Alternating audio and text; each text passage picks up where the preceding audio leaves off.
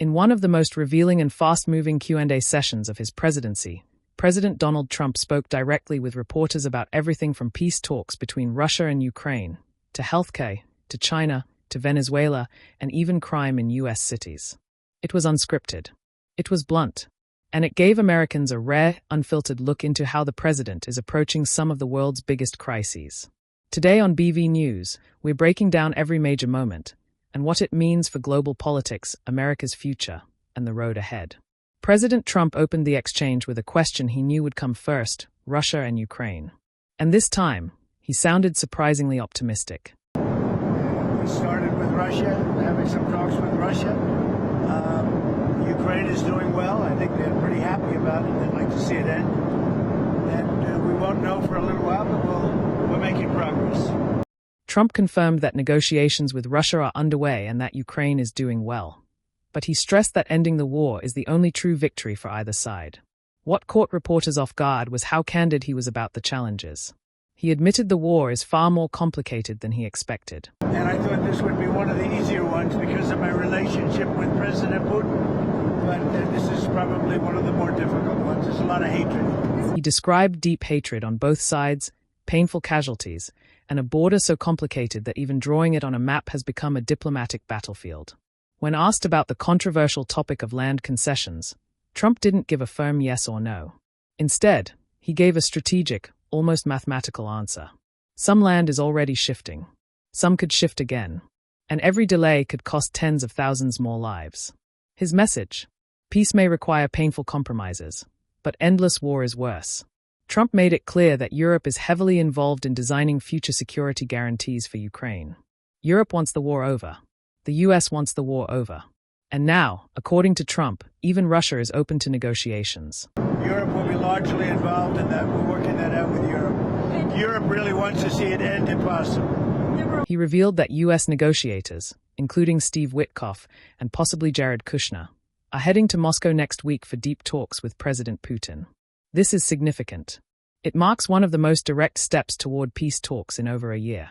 Reporters pressed Trump on new audio allegedly showing U.S. negotiators advising Russia on how to appeal to him. He dismissed the controversy, calling it standard negotiation. No, but that's a standard thing, because he's got to sell this to Ukraine. He's got to sell Ukraine to Russia. That's what a deal maker does. You got to say, look. When asked if his envoy is too pro-Russia, Trump pushed back hard, saying Ukraine needs a deal because Russia's manpower advantage could drag the war on for years. This is one of Trump's most direct arguments yet for negotiation over escalation. The conversation suddenly shifted to domestic policy, specifically healthcare. And Trump didn't hold back. He said he wants money taken out of the hands of insurance companies and put directly into the hands of the American people. Well, we're looking at different alternatives. I mean, I like my plan the best. Don't give any money to the insurance companies. Give it to the people directly. Let them go out and buy their own health care plan. And we're looking at that. If that can work, we're looking at that. Give it to the people. His idea: Americans receive funds directly, shop for their own health care plan, and choose what works best for them.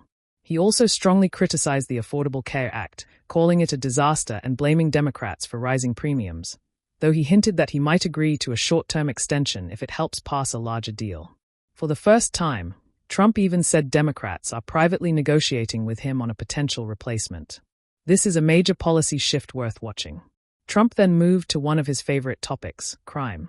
When asked about the D.C. mayor stepping down, Trump said he worked well with her but claimed he transformed the capital into one of the safest places in America. D.C. is now a safe community. It's a great community. You people know it better than I do. He praised Memphis and said progress is being made there, but he was sharply critical of Chicago's leadership, calling the mayor grossly incompetent and saying the governor has lost control. This segment shows Trump's strategy: use crime statistics and high-profile incidents to highlight the contrast between his administration and Democratic-run cities. Trump then shifted to a major foreign policy update. He confirmed he will travel to China in April, and suggested that President Xi will announce new purchases of American agricultural products. He also praised Japan's new prime minister, calling her smart, strong, and a great leader. This portion of the Q&A shows Trump attempting to stabilize global trade relationships while projecting strength abroad. It also signals a potential new economic deal between the US, China, and Japan heading into 2025. Trump confirmed he may speak with Venezuelan President Nicolas Maduro, despite the U.S. labeling him the head of a foreign terrorist organization. His explanation was blunt. He accused the Venezuelan government of sending criminals into the U.S. and said he is prepared to take decisive action. This was one of President Trump's most wide-ranging and revealing briefings of the year.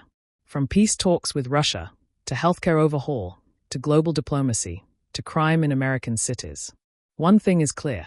Trump is projecting himself as a deal maker, a negotiator, and a president trying to bring wars, crises, and chaos under control, whether you agree with his methods or not. I'm Char-Ice David with BV News. Let us know your thoughts in the comments below. Is Trump taking the right approach to Russia or Ukraine? Do you support his healthcare idea? How do you feel about negotiations with China and Venezuela? Like, subscribe, and stay tuned. Your clarity starts here.